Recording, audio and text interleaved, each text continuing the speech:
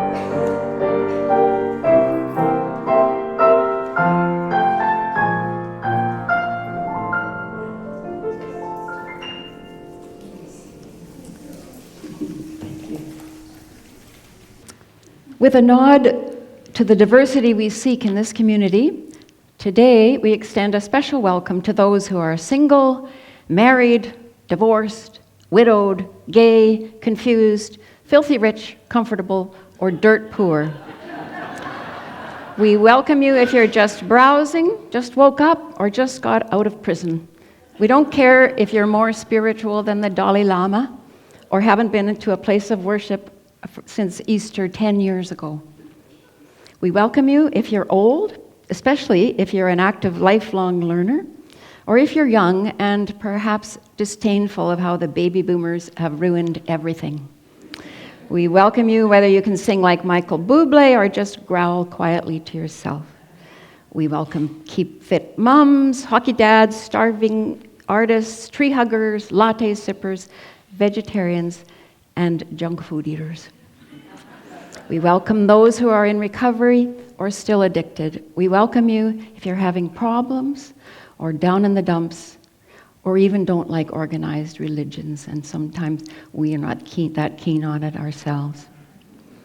We welcome you those who work too hard, don't work, can't spell, or are here because Granny is visiting and wanted to see what these North Shore Unitarians are all about. We welcome you those who are inked, pierced, both, or neither. And we offer a special welcome to those who perhaps had religion shoved down their throats as kids and who now want to try out a church that is, as we succinctly describe, dogma-free. where we don't need to believe alike to love alike. So whether you're a pilgrim, a tourist, a seeker, a doubter, or a confirmed non-believer, we welcome you. And we'd like to get to know you.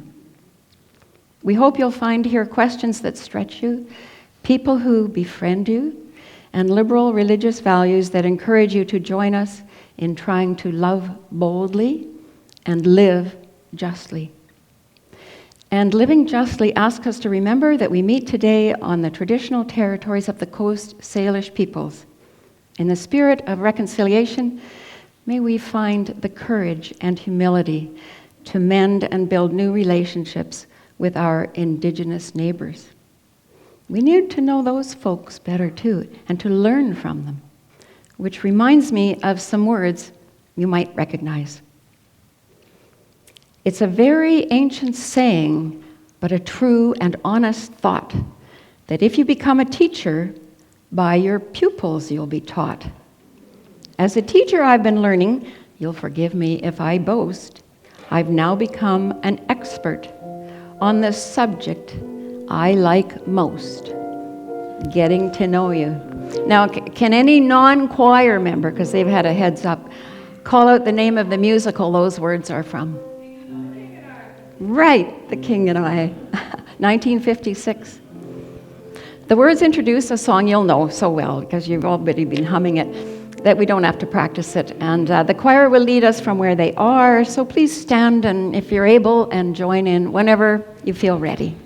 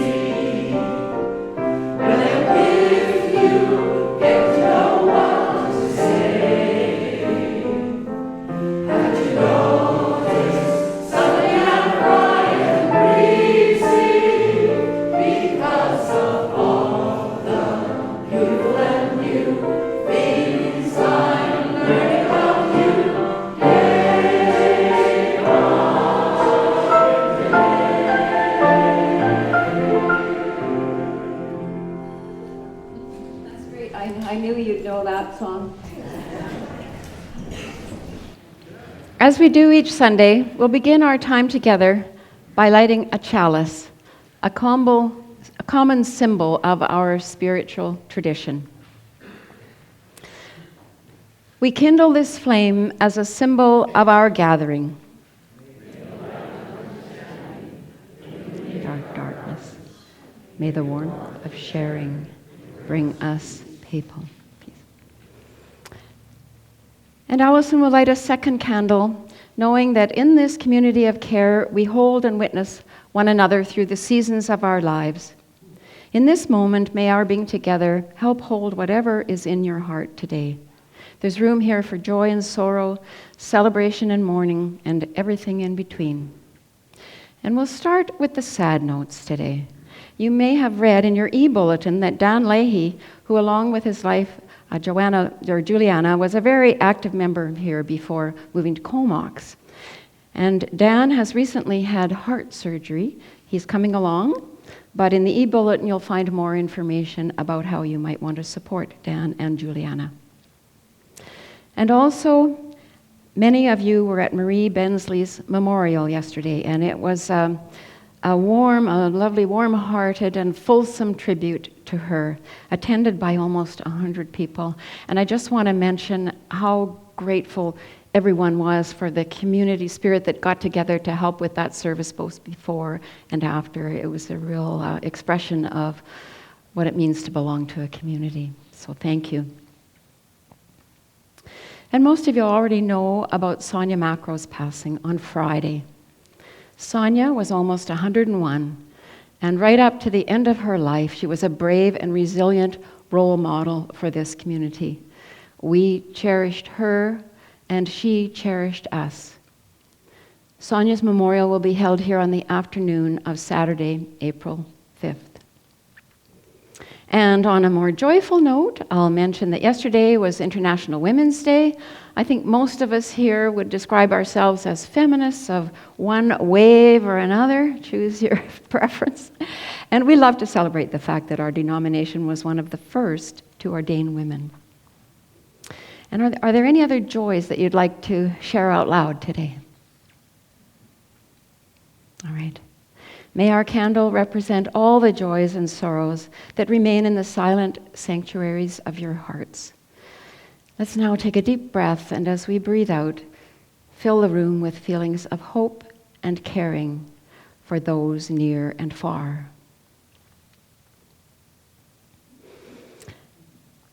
There are so many things I could comment on for our candle of global concerns this week, but instead of getting into the specifics, I'm going to ask you to once again say with me a loving kindness mantra that I learned at this church almost 25 years ago.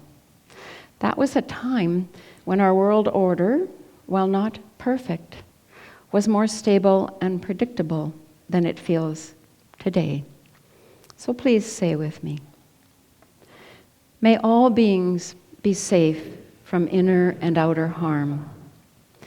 May all beings be happy, even with things as they are. May all beings be healthy and strong, and may our bodies serve them well. May all beings be interested in and kind to every person they meet. May all beings find peace and equanimity in their hearts this day. Let's just sit in silence for a few moments to let those words sink in and hopefully somehow mysteriously ripple out to those who suffer.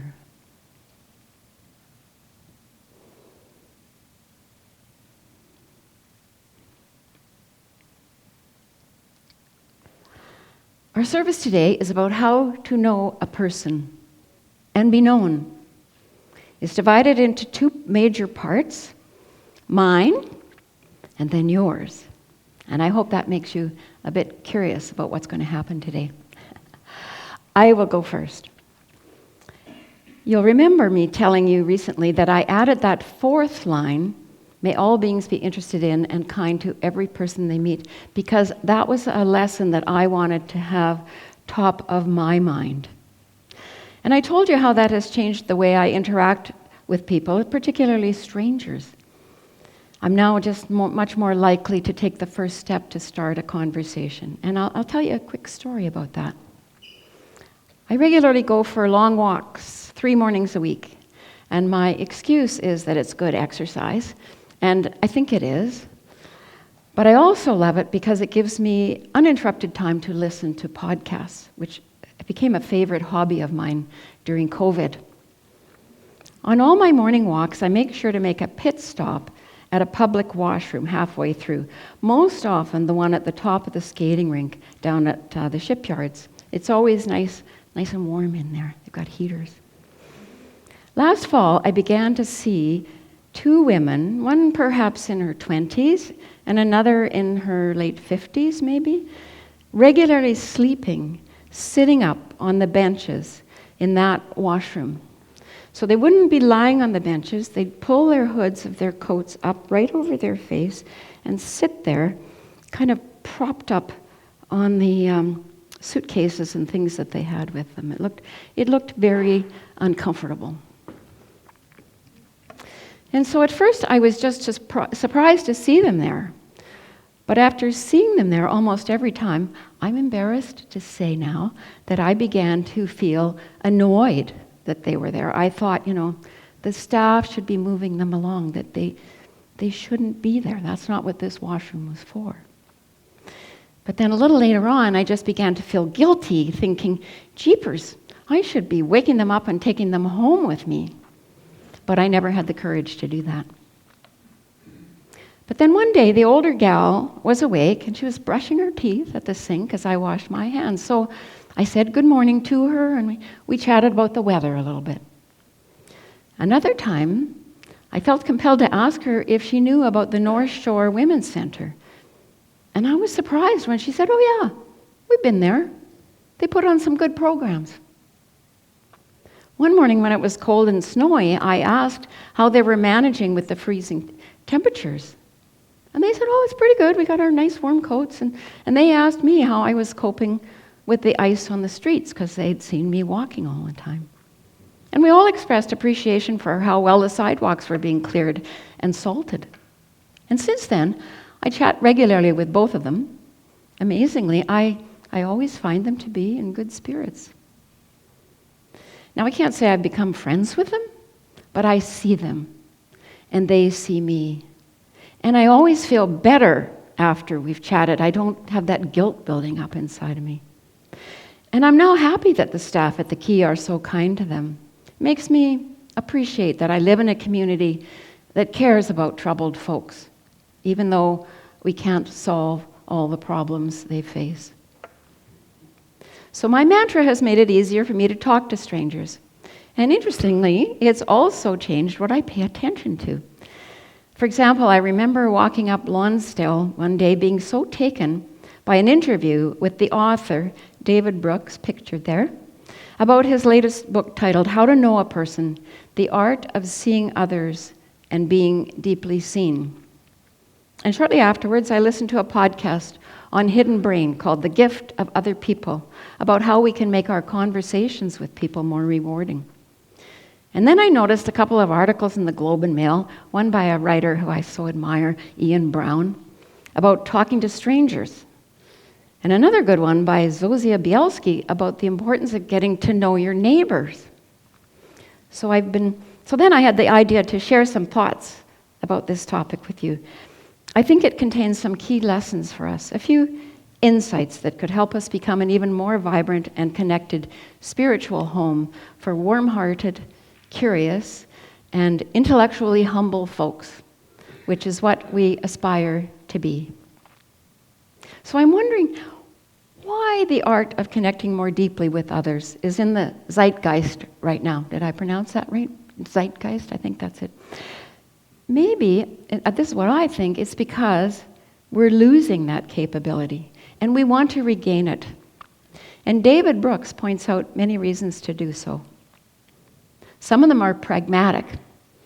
Truly knowing a person can help us make the big decisions in life, like who we should marry or who we should hire in a business or a church. But no matter who we are, a teacher leading students, a parent raising a child, a partner in a marriage, or just a friend spending time with a friend, it's clear that life goes better if we learn to see things from another's point of view as well as our own. Some reasons are psychological. Getting to know people enriches our personal lives on all levels. It does make us happier. Recent research at Simon Fraser University reveals that people who make an effort to talk with strangers are 3 times happier than those who don't. I don't know how they got that specific about it, but I've noticed this in myself. Talking to strangers generally buoys my spirits every time, and not just with the gals in the washroom. I encourage you to try it and see for yourself how it makes you feel. And if you experience the same uplift that I do, it might make you a little sad to know that the SF research also shows that only 1 in 5 Canadians dares to talk to strangers these days. And that's a big decline from times past. There are spiritual reasons to connect more deeply. It turns out it's a powerfully creative act, and getting good at it can help us grow as individuals. We'll often be surprised by deep conversations that reveal things we don't know about others, or even about ourselves, which often happens. That novelty, as Ian Brown puts it, is our reward for daring to overcome our loneliness. Isn't that a great phrase? Getting to know people is our reward for daring to overcome our loneliness.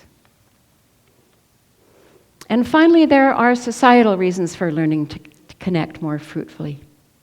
We now live in a pluralistic society that requires stronger, not weaker, social skills.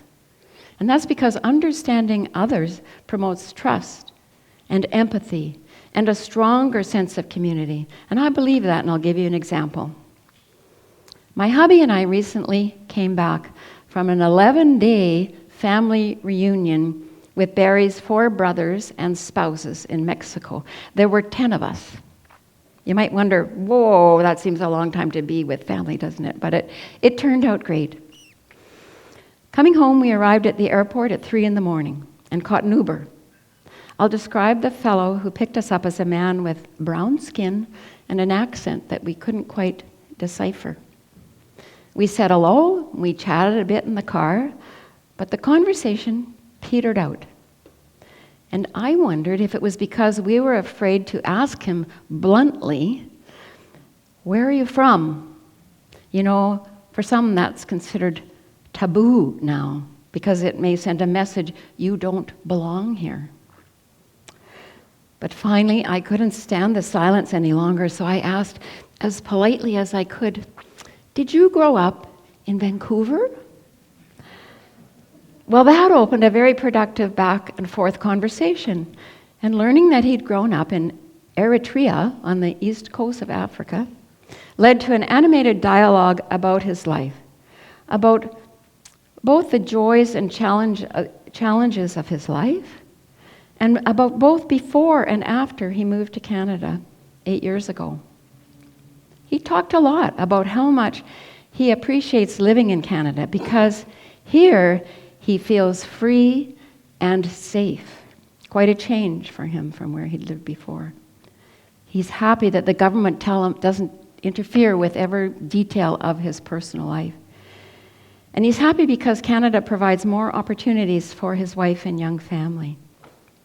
For him, that's a fair trade for what we would consider a harsh life, which now requires him to drive an Uber from 6 p.m. to 6 a.m., 7 days a week. Hearing him talk about Canada that way, and noticing that he didn't take any aspect of Canada for granted, made us feel good about our country, this pluralistic society where people from all parts of the world can become Canadians and contribute so much to our culture. Our courteous curiosity and honest conversation generated a feeling of mutual respect and unity among the 3 of us. We felt like old friends by the end of it. And we all felt grateful to live here. So there are all these reasons, pragmatic, psychological, spiritual, and societal, to get better at connecting with people. The good news is we can learn to do it better. In explaining how, David Brooks distinguishes between what he calls diminishers and illuminators. Diminishers, he says, make people feel small and unseen. They see other people as things to be used, not as people to be befriended. They stereotype and ignore.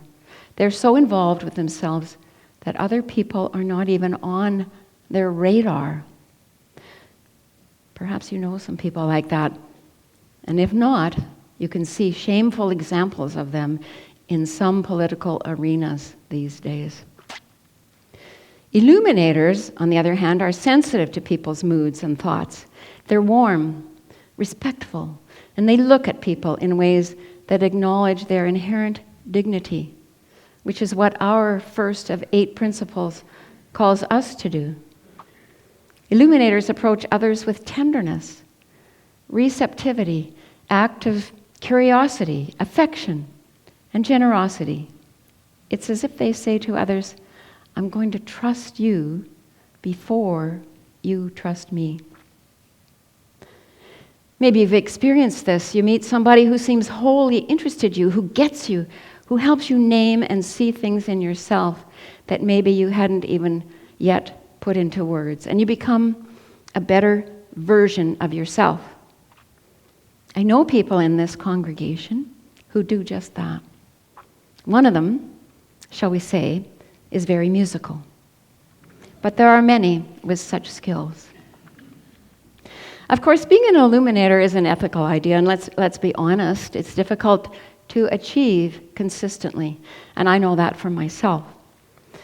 But as the spiritual teacher Parker Palmer says, it's worth striving for, because the way we attend to others determines the kind of person we become.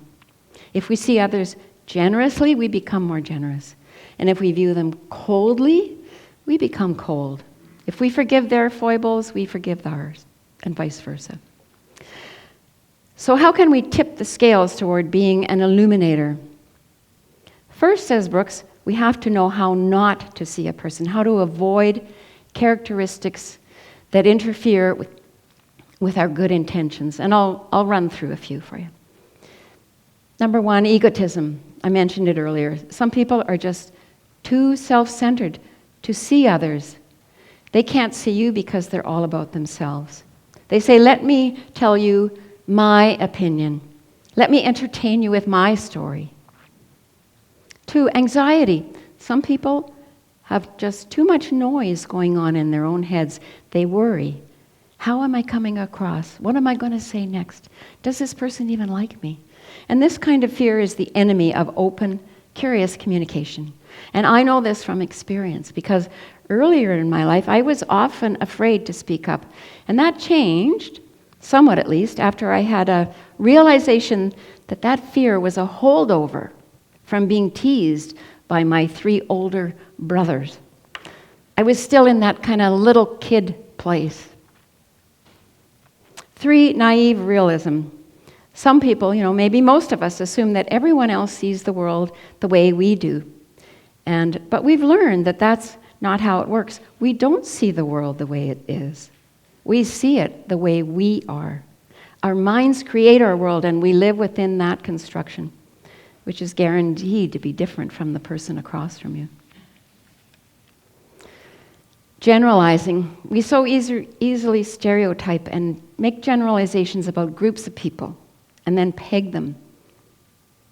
But if we want to understand humanity, we need to focus on the thoughts and emotions of individuals, not just make assumptions about groups of people. Sort of if that person says they like Trump, well then they must be something else. And so we have to look at the person as an individual.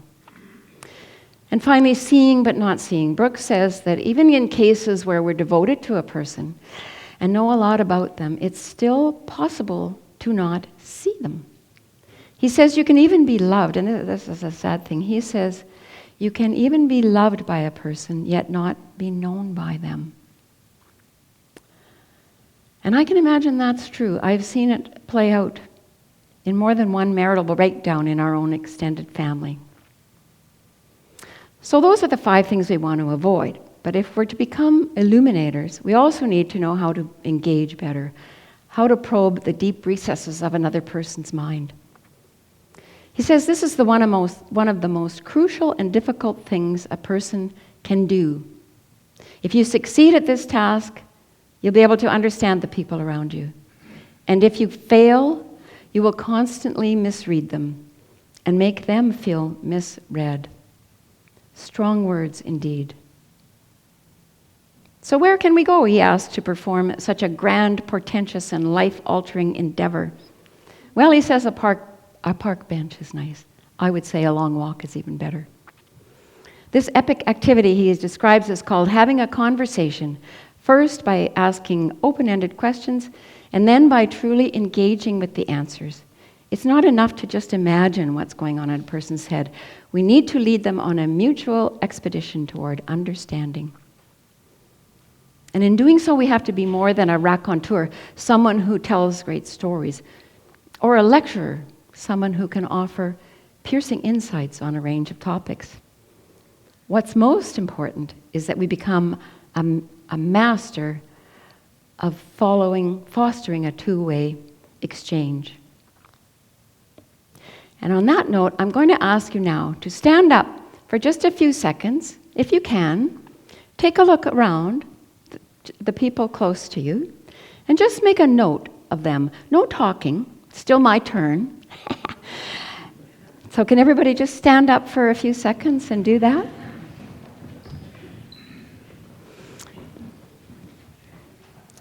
Make a note. And now stretch up your arms and take a deep breath and sit down again. I just want to run through a few points that David Brooks points out that helps us become illuminators. And first, he says, treat attention as an on-off switch, not a dimmer. I love this analogy. We've all experienced people who don't listen when we're speaking, and it makes us really self-conscious, and we can trail off.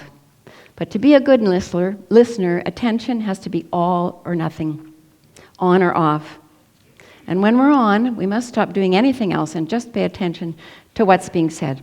We have to pretend we're Oprah Winfrey and use her SLANT method. It's an acronym. So I'll demo it for you. S for sit up. L, lean forward. A, ask questions. N, nod your head. And T, track the speaker and listen with your eyes. That's paying attention 100%.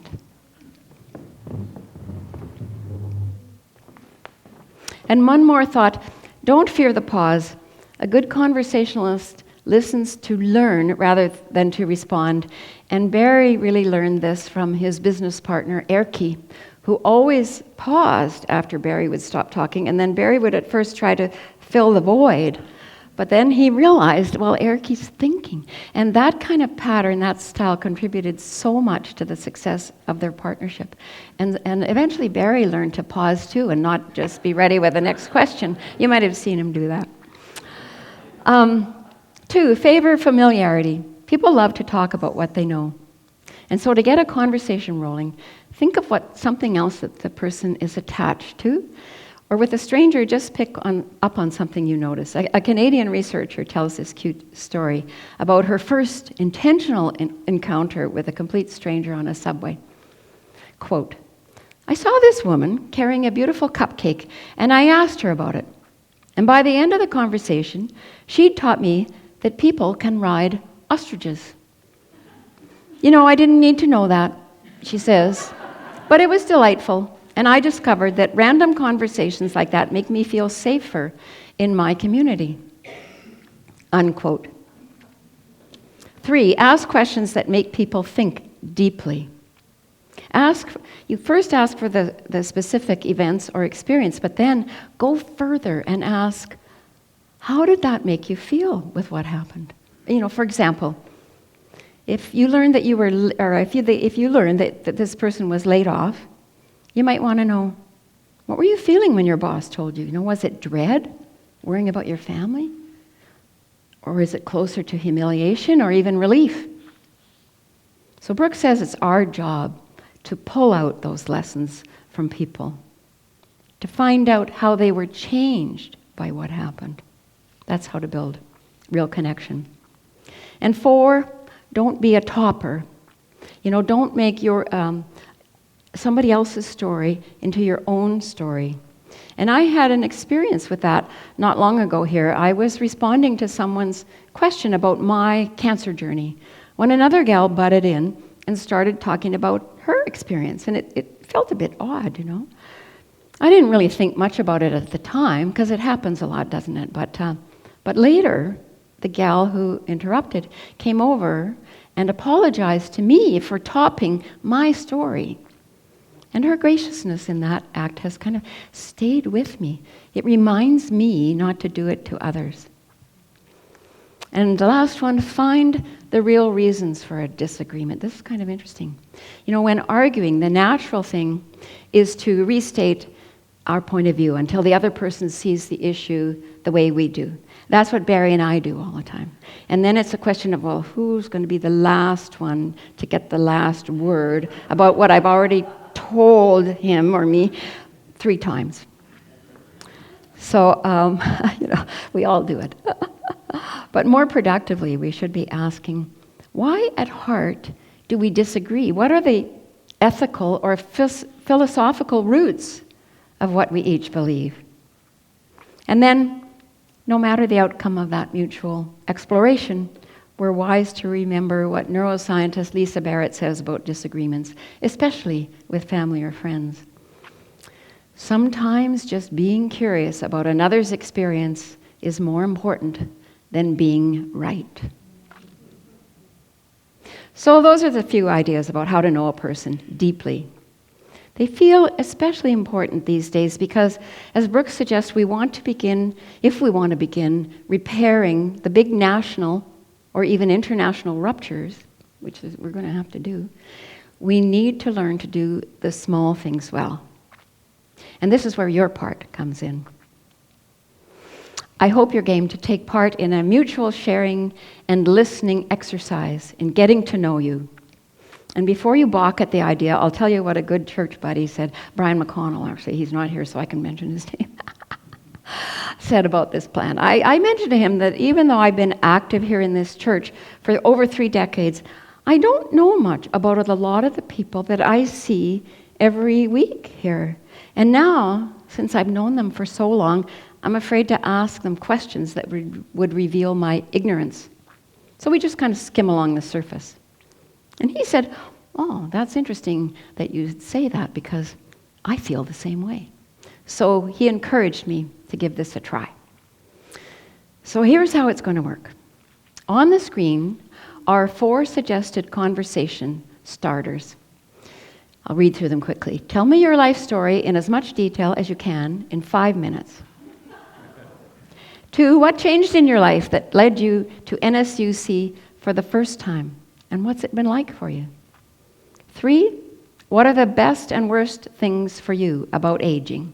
And if you want something lighter, what's your favorite food? Do you make your own or do you have a favorite restaurant that you go to? So now, pick a question from those, just for a moment, that you would want to answer, not ask. Which one would you want to answer? And if you don't like any of them, just make up your own question. So this is where you're going to have to be much more clever than the choir was when I tried to explain this to them. I'm going to ask you to pair up with someone that you don't know well. It might be the person next to you, but if it's your partner, lifelong partner or your best friend, then you might need to juggle a bit and swap seats to mix things up. So don't think too hard about it. But please feel free to shuffle the chairs a little bit. Just move a little bit, maybe swap a couple of seats. Stand up now and do that, and get beside someone that you don't know all that well. Maybe you've known them for 30 years and you still don't know them all that well. So please, is everybody, the choir were pre-positioned, so they should be in the right place.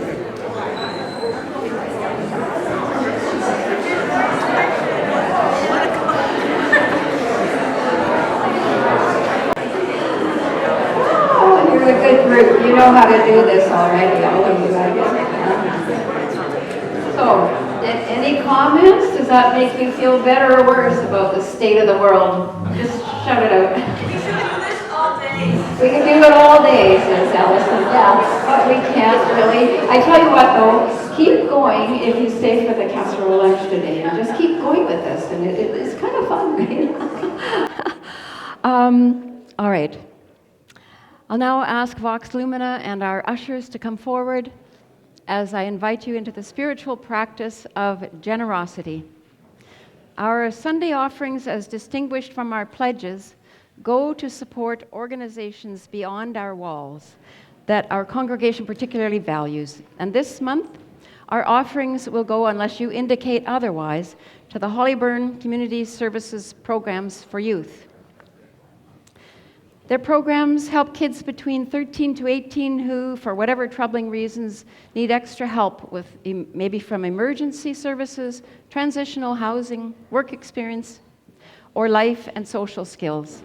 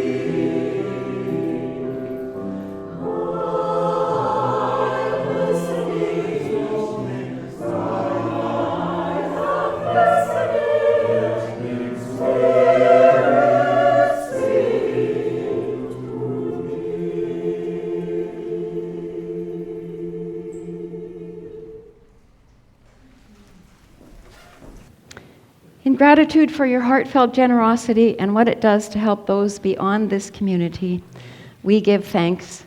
And we give thanks to the many people who offer their time, talent, and treasure to support this community as well, and who help create our Sunday morning experiences.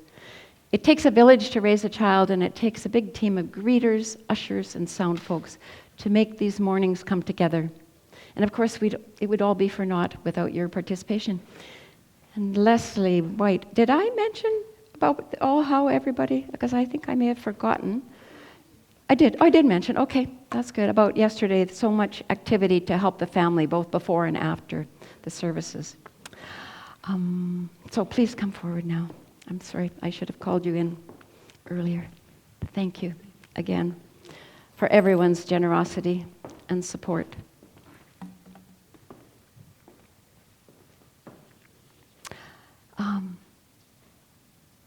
Our announcements. Please join a bunch of us who all at different times, you have to get your own tickets, we're going to be attending one of the most powerful plays that I have ever experienced. The Children of God, playing at the Culture Arc Theater on Commercial Drive from March 21st to 29th. I highly recommend it. And then on March 30th, because it's such a moving play, on March 30th, following the service, we're going to chat together about the play and hear each other's response to it. And next week on Sunday, we'll have Rebecca Lindley, and we'll explore the reasons we all show up on Sundays, which include belonging, being part of something bigger than ourselves, and support, being a node in a network of people who care and offer help when needed. As a bonus, we'll walk a simple labyrinth. Remember when we did that once? Well, it's going to be a little bit simpler, so there's a little more elbow room, but we're going to walk that. And you might want to wear green because it's St. Patrick's Day coming up. And then, as I mentioned, after the service today, please join us for a casserole lunch, courtesy of Diane Hicks. And while you're at it, you might want to continue your conversations with somebody that you don't know so well. And don't let the $5 suggested donation be a barrier if you're a bit short this week. And now please join together to sing an abbreviated version of Turn the World Around. Yes? Yeah. Sure. Oh, I didn't get notice of that, but yeah, come and say. You'll need the mic.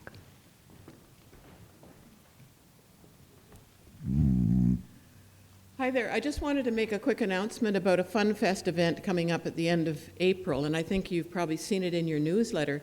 But since I'm going away for a couple of weeks, I thought I might want to announce it in the service. And that is the choir that I direct, called Harmony Mountain Singers, is offering a Fun Fest event called Singing and Sundays on Saturday. And it's on Saturday, April the 26th. It is a sort of a preview and a full concert that we are actually putting on in May, on the 4th of May. But we're going to do a pre-concert here as a fundraising event for this church, so that the net proceeds of whatever tickets we sell for that concert are coming to this church. And when I say Sundays on Saturday, I literally mean we're going to serve ice cream sundaes after the concert. So sorry? Oh, I thought I heard some. Oh, we're coming, yeah. No, you should be coming for the singing, not just for the ice cream. Anyway, I encourage you all to buy tickets and come, because we are delighted. We have 50 voices in our choir, and we're going to be here and give you some great music. Oh, well, thank you for that.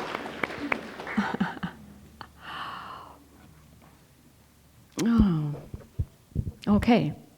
Now we'll sing Turn the World Around, and then just stay standing after that for our closing words.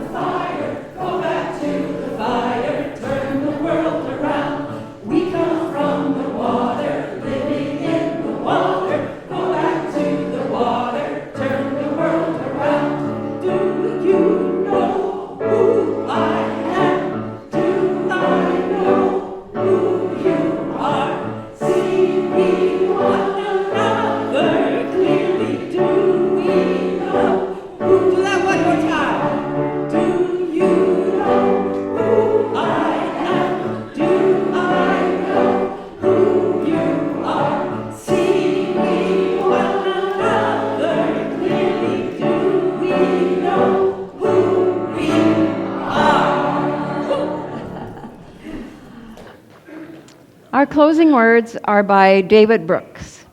He says, "Seeing another person well is the hardest of all hard problems. Each person is a fathomless mystery, and we have only an outside view of who they are. If we don't learn to see other people well, we risk leading lives awash in social ignorance, enmeshed in relationships of mutual blindness." That's what he says. I say, let's change that, one meaningful conversation at a time. We'll now extinguish our chalice. We extinguish this flame. Let carry with us the light of vision and the warmth of hope. The world calls us to live with depth, meaning, and purpose. We go forth with courage and love. And please join hands now to sing Circle Round for Freedom.